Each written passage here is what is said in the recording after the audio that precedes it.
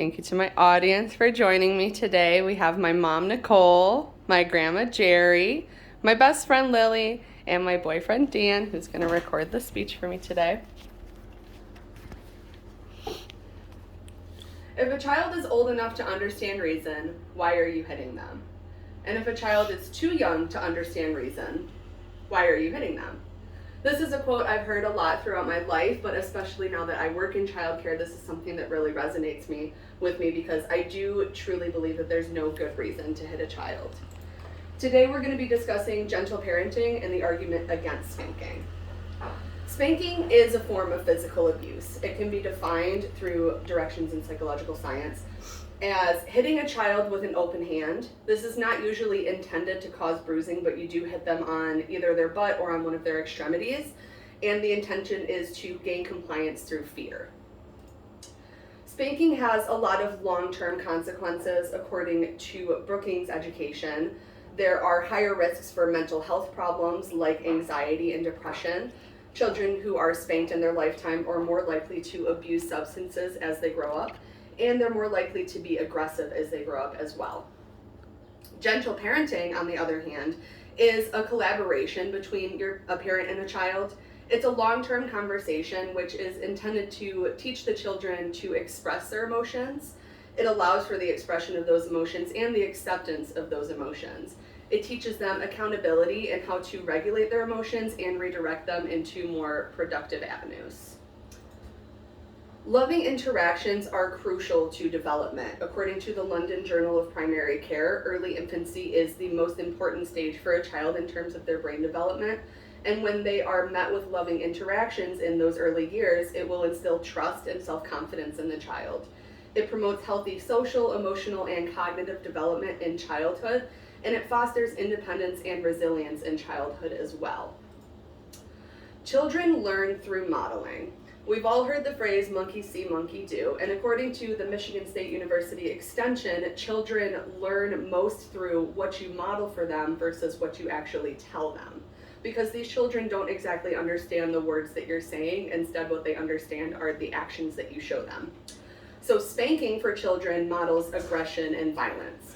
It teaches them that physical harm is a tool in getting what you want and that you can use physical harm to get your way in life. Let's picture this scenario. It's cold and windy outside and you're going to the grocery store and you only have a couple hours to get all of the things that you need before you have to attend to the other responsibilities in your life. You have to take your child with you because you don't have any childcare. So you tell them to put on their jacket and your child refuses. But you have places to be and things to do. So you spank your child, throw them in the car and take them to the store. Now this is an adult scenario. The child doesn't really understand why we have to go to the store so fast. Why is mom in such a rush? Why does dad want me to be out the door?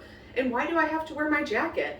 It feels warm inside. My jacket is really tight on my neck and I don't like the way that it feels and I don't want to wear my jacket.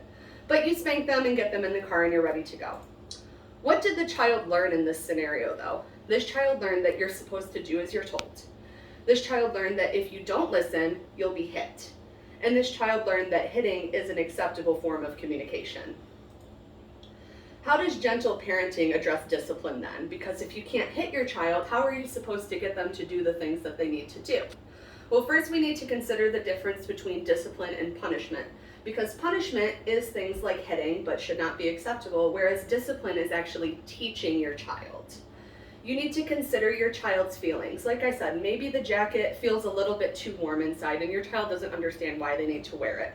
Maybe it's a little bit tight on their neck or on their shoulders and they're just uncomfortable wearing it, but they don't know how to communicate that to you. There are natural consequences that exist within the real world according to Parenting for Brain. There are positive and negative outcomes to your actions just through how we interact with our environment. What are natural consequences? These are the natural results to your actions.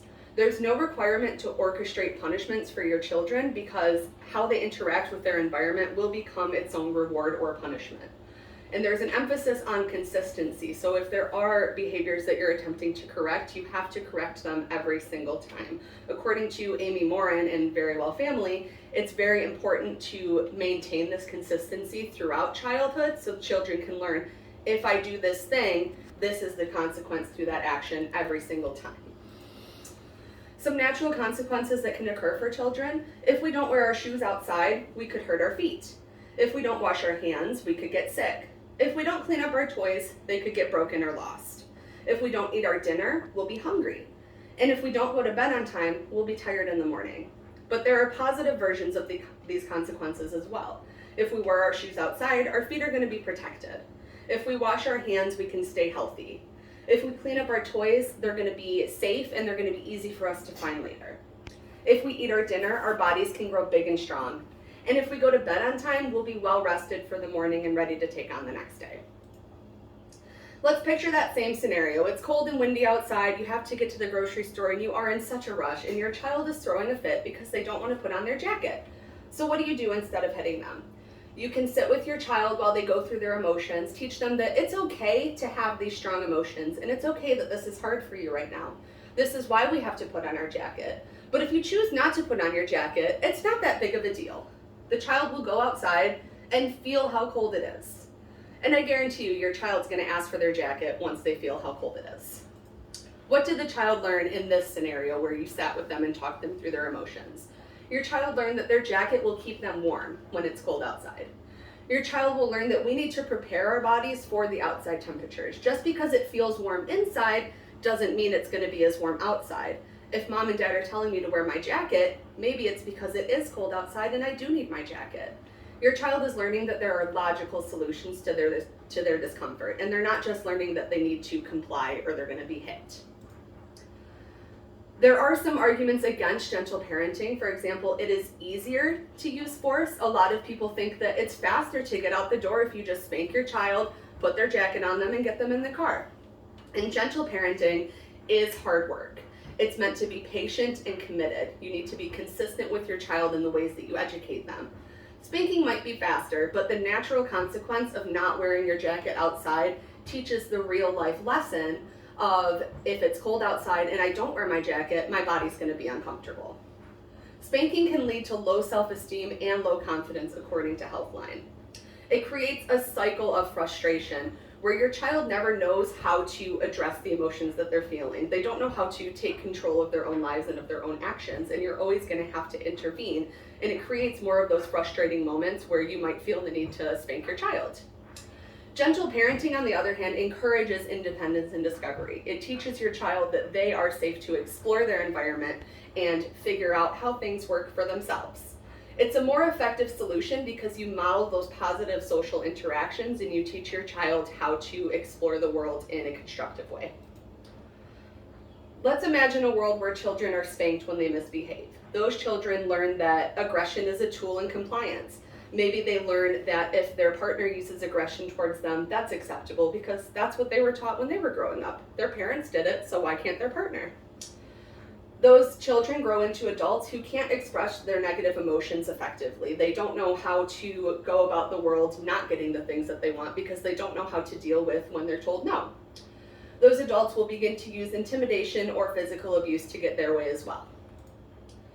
On the other hand, if children are guided through their difficult emotions, they learn how to respond to them when they do experience negative emotions. They learn to calm down and redirect their frustration into more productive avenues. And then they grow up into adults who can identify their negative emotions and start to regulate them more effectively. They can use cooperation to achieve their goals. Spanking is abuse. It's inflicting physical harm on a child to achieve a desired behavior. It causes fear and uncertainty for these children, and they grow up thinking they can never do anything right, so why even try to do anything right to begin with? It's ineffective in remedying the problems that it addresses, and it teaches children that they need to look to other figures to know how to run their own lives. It's a method that must be abandoned in all households if we want our children to grow up as strong and effective leaders. Gentle parenting, on the other hand, is real education. It's working in collaboration with your child to achieve goals. It teaches acceptance of emotions and the ability to self-regulate, and it fosters strong relationships and healthy development for your child. This method should be adopted in all households for the safety and the success of all of our children.